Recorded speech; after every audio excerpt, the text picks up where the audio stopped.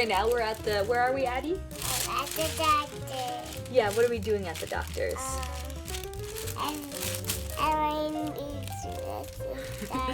Yeah. After we had our appointment at Primary Children's Hospital here in Utah, which by the way is an incredible facility. I've never been to a children's hospital and I was so blown away. Addie was having a great time in the waiting room. We were playing. It was almost magical, which they did a really good job of making the hospital not a scary place for kids to be. Addie had a blast. She wants to go back to the hospital.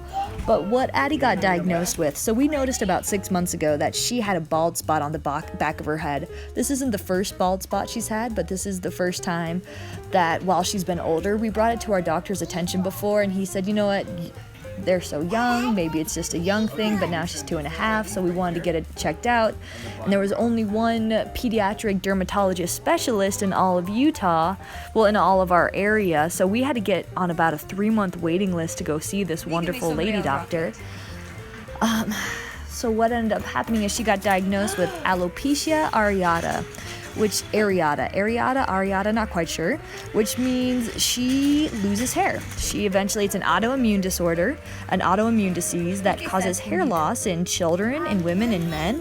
It usually begins with just a few bald spot areas on the scalp. It's possible to lose hair anywhere. Addie lost hair on her head, but you can lose it anywhere in your body. This disease causes the person's immune system to mistakenly attack their body's hair follicles as if it were germs. This causes the hair in those follicles to fall out and stop growing. So the doctor told us that she could never have an episode again where she loses hair, or she continued to have bald spots for the rest of her life.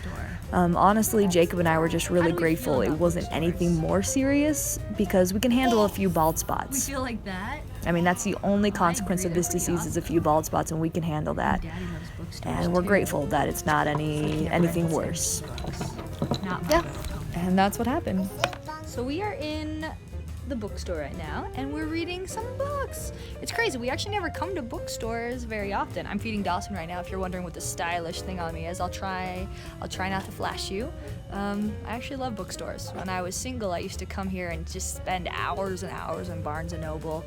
But this is one of our first times taking Addie with us and Dawson. So it's kind of actually an amazing family outing to have everyone together and enjoying books and playing around. It's very peaceful and invigorating.